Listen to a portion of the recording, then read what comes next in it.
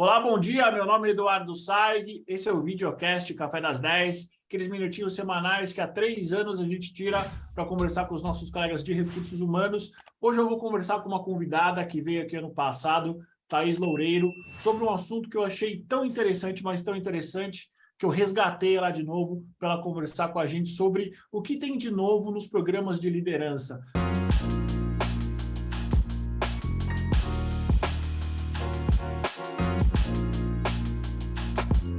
Thaís, mais uma vez, seja bem-vinda ao Café das 10. Como você está? Tudo bem por aqui, Du. Obrigada mais uma vez aí pelo convite, pela parceria. Um bom dia para todo mundo que vai nos ouvir. É um prazer estar aqui com vocês de novo. Thaís, para quem não te conhece, para quem está vendo você pela primeira vez, quem é a Thaís no mercado de RH?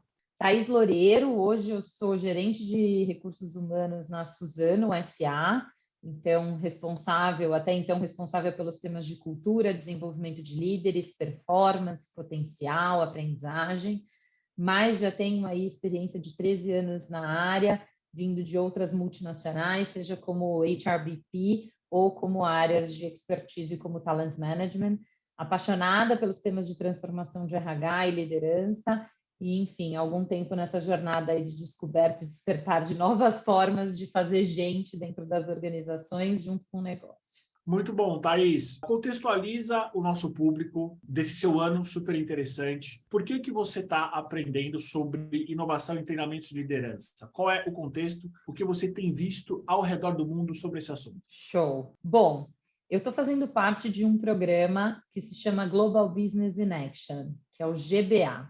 Esse foi um programa que eu liderei a construção junto com outras pessoas dentro da Suzano e que tem por objetivo repensar as formas de acelerar a carreira de executivos que a gente considere que são potenciais dentro da nossa organização. Então, usualmente, Du, é bem comum a gente ver as organizações reconhecerem pessoas que possivelmente sucederão cadeiras estratégicas dentro das companhias com programas de aceleração de carreira. Pode ser enviando para um MIT para fazer um MBA de 1 ano, pode ser para fazer um MBA de 2 anos, cursos internacionais, programas executivos e, claro, sempre com um determinado investimento e a pessoa sai um pouco de cena da sua posição para que ela possa estudar, se desenvolver e assim voltar melhor com mais repertório para a sua cadeira. Esse é um caminho virtuoso que funciona, mas ao olhar para ele, para a nova geração, talvez ele não seja o único caminho possível.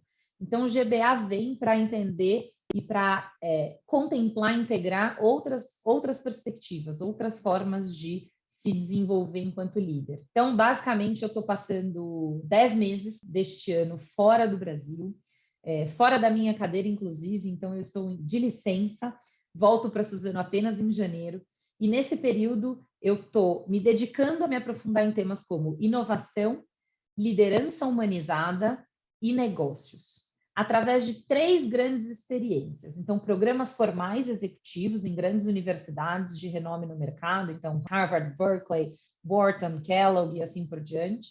Experiential learnings, que são experiências vivenciais que possam trazer por meio da prática o aprendizado mais acelerado, e o que a gente está chamando de ongoing perspectives, que são trocas com outros executivos ou com outras pessoas de mercado para entender boas práticas, e inclusive visitas aos nossos escritórios internacionais da Suzano, onde eu posso expandir a minha visão de negócio, porque são mercados que geralmente estão mais afastados.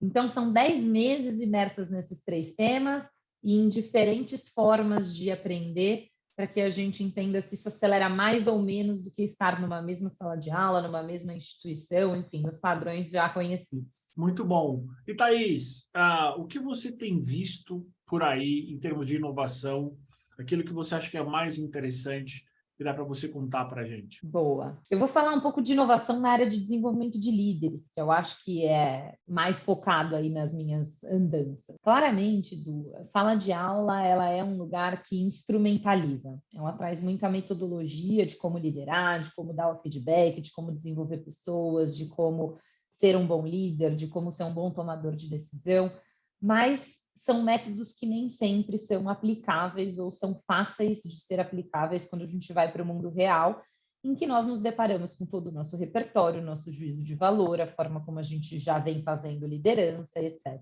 Então, o que eu tenho visto de novo são vivências que nos desafiam a entender de onde vem a liderança que a gente exerce hoje, por que nós somos os líderes que somos e de que maneira a gente pode liderar de um lugar diferente daquele que já é conhecido por nós. E aí, quando eu falo isso, o que eu quero dizer? Uma liderança sem autoridade, uma liderança compartilhada, o desenvolvimento de líderes que sejam menos moduladores, ou seja, aqueles que querem chegar num objetivo pelo caminho que ele mesmo percorreria, mas sim um líder que estimula a criação a partir da experiência do outro, ainda que se tenha como objetivo chegar no mesmo lugar.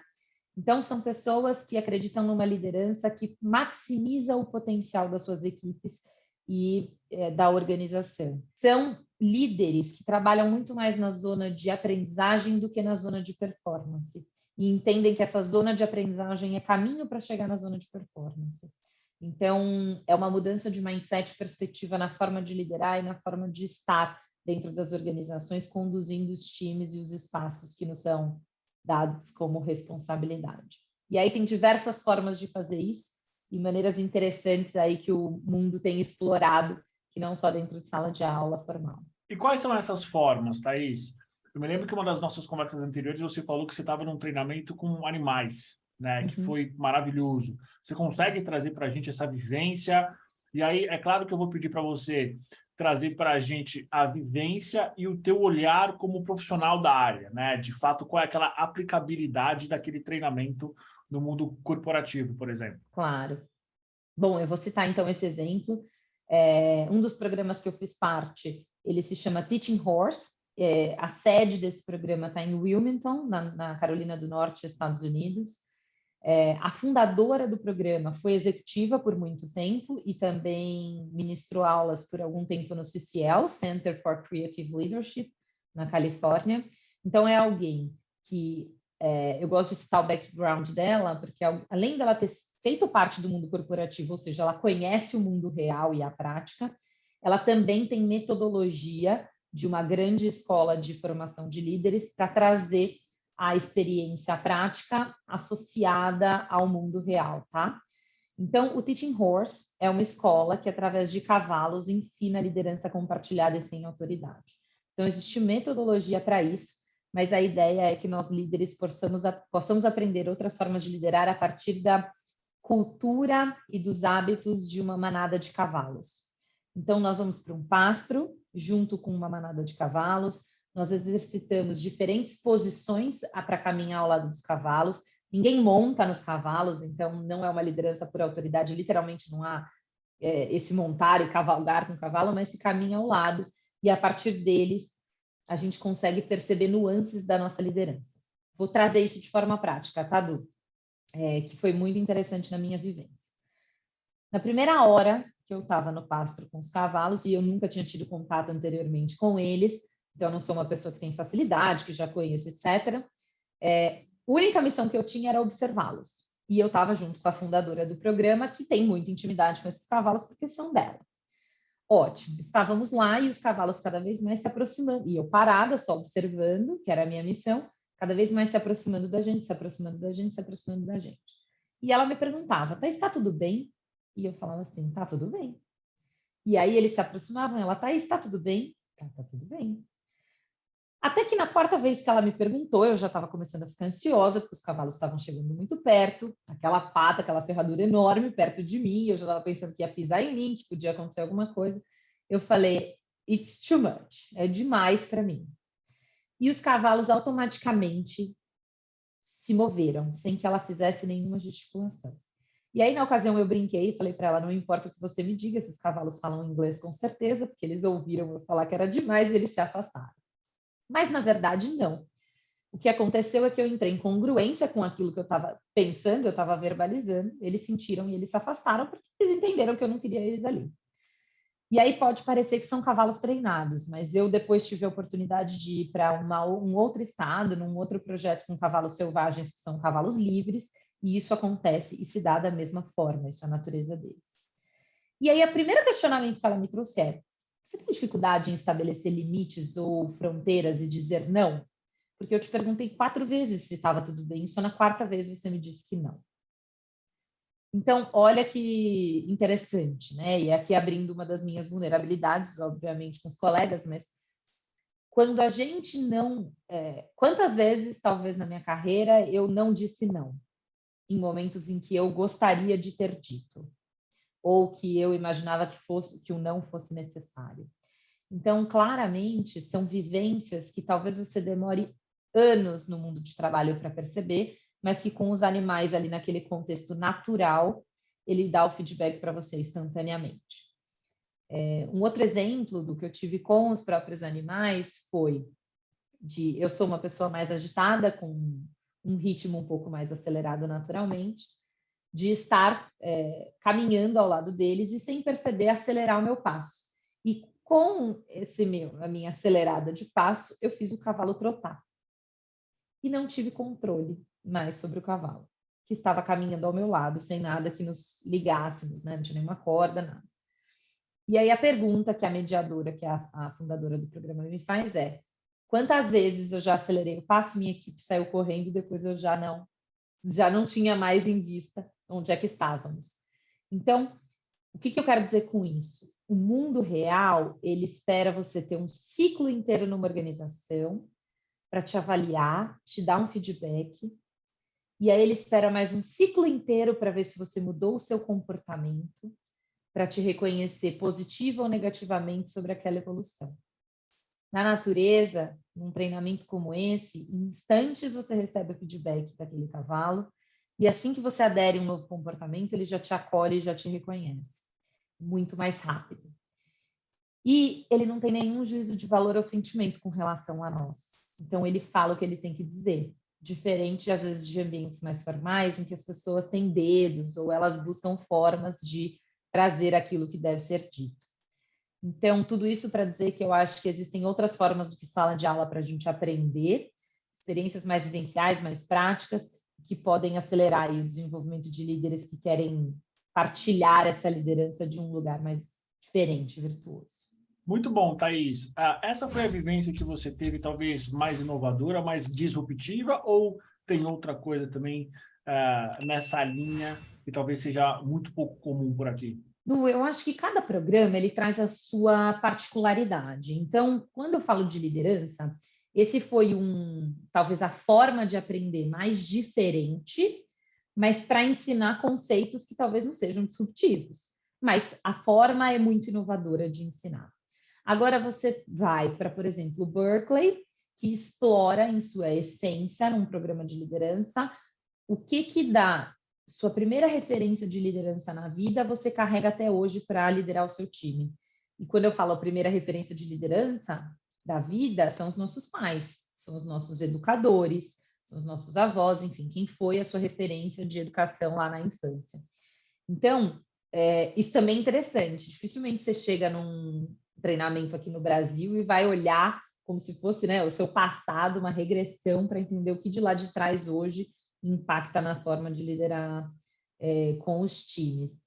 Ou você vai para um CCL, Center for Creative Leadership, e eles simulam um ambiente profissional e te dão um cargo maior do que o seu para que você exerça ali, sem nenhuma barreira e regras, uma nova posição, e eles te mostram que mesmo diante de um contexto seguro e não controlado, você exerce a mesma liderança que você exerce na sua organização e te ajudam a construir o que mais pode ser, né, além da realidade já conhecida.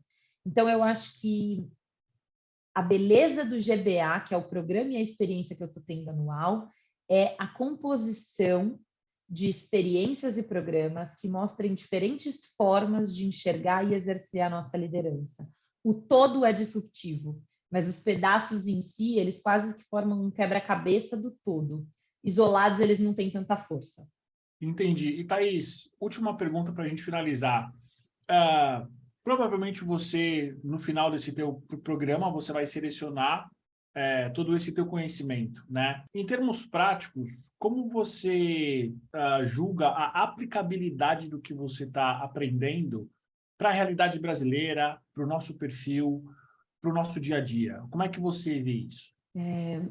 Eu acho que é uma questão de querer, de intencionalidade. Então, a minha intencionalidade é, sim, exercer uma liderança de um lugar diferente. É claro que as condições de contorno das organizações precisam promover espaços de construção para que os líderes possam fazer emergir novas formas de liderar, ou de inovar, ou de lidar, tomar decisões com os negócios. Mas, para mim, há muitos instrumentos nesses programas que tornam muito aplicável todos esses conceitos. O que precisa é disciplina e intencionalidade. Então, assim como todo aprendizado, é que a gente faça dele um fluxo e não uma estocagem. Se a gente estocar, anotar, guardar um PPT e não multiplicar, não fazer esse conhecimento circular, provavelmente isso com o tempo cesse e a gente não consiga ver nenhum resultado a longo prazo.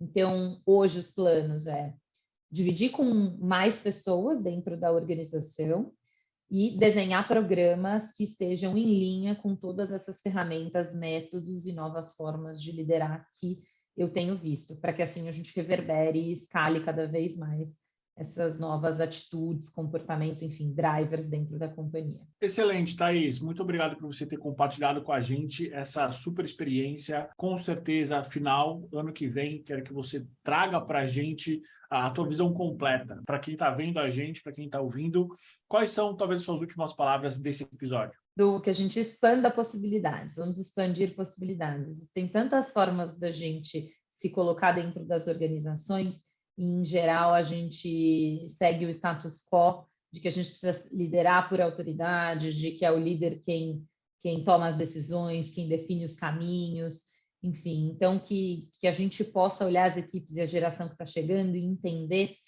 que as necessidades são outras, o mundo está mudando e a forma de liderar mudou pouco nos últimos anos. Então, para que a gente acompanhe a evolução tanto das organizações e dos negócios, a gente precisa se transformar enquanto líder também.